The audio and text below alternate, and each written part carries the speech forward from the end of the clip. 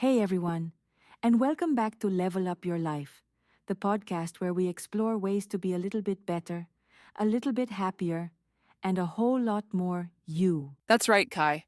And today, we're diving into something that affects all of us, the digital matrix. No, not the movie. We're talking about our phones, our social feeds, and that constant, relentless stream of notifications. The struggle is real, Lena. I feel like I'm permanently glued to my screen sometimes. It's exhausting.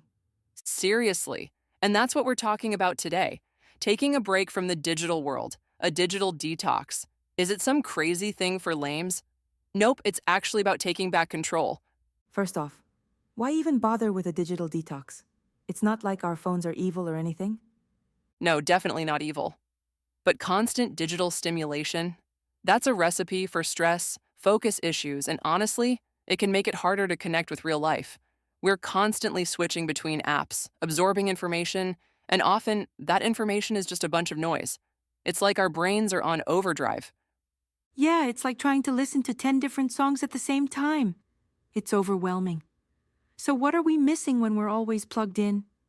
Well, imagine feeling your mind clear for once, actually being present when you're with your friends instead of half scrolling. Imagine feeling less stressed and more connected to the actual world around you. A digital detox can actually feel like a mental vacation. Okay, you're making me want to log off right now. But how do we even start? It's not like we can just, I don't know, throw our phones into the ocean. Although, tempting sometimes. LOL, totally. It's about making a plan.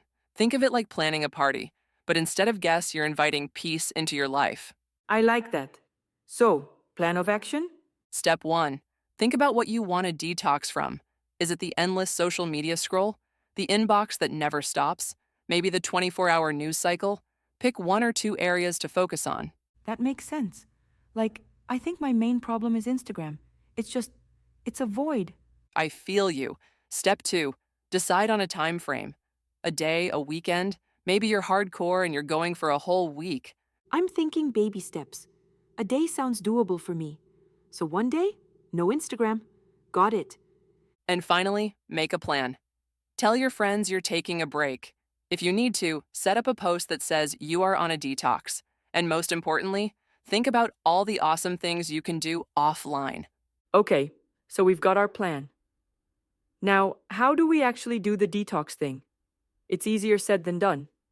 Absolutely. First, it's about silencing the noise.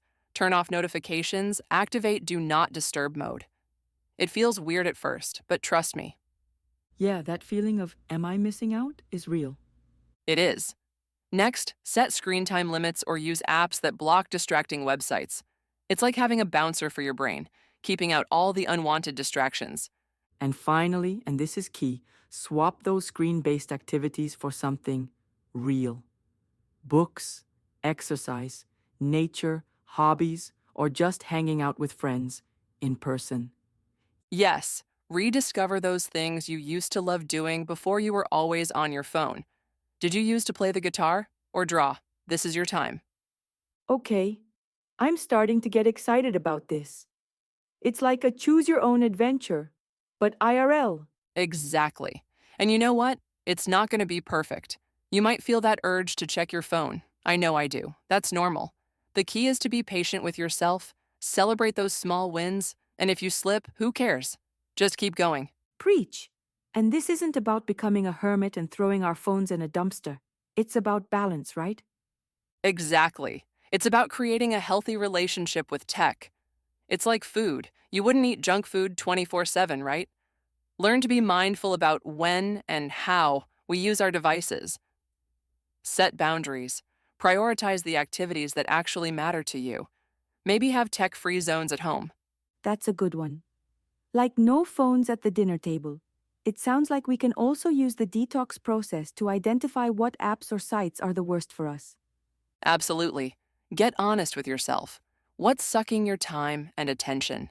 Then think about why you're reaching for your phone. Is it boredom? Loneliness? Once you identify the cause, you can find better, more fulfilling activities to address those feelings. Journaling, meditating, calling a friend, actually going out and meeting someone. Okay, so you've done your detox, now what? The work actually starts afterwards, right? Exactly. It's about making these changes a part of your daily life. Think about this idea called digital minimalism, keeping the digital tools and activities that truly add value to your life and ditching the rest. That's powerful. So, what actionable steps can people take? Set up regular tech free time in your schedule. Use the tools on your phone to manage screen time. Prioritize real life interactions. There's nothing quite like a face to face conversation. And hey, there are some great apps out there that can actually help you. We're talking about stuff like Freedom, Off Time, or Flipped. Okay, that's some great advice. So, to wrap up, this whole digital detox thing is about taking back control of our attention, reconnecting with ourselves, and creating a more balanced life. It's about becoming more you, not more of a robot. Exactly. And it's not about being perfect, it's about making conscious choices. So, are you guys ready to hit that power button, even just for a little while? I'm in. Thanks for talking through this with me, Lena. And thanks to everyone for tuning in. Of course, Kai. Everyone watching, especially all covenant servants, let's do this. Yes, comment down below your thoughts. Is this something you can do?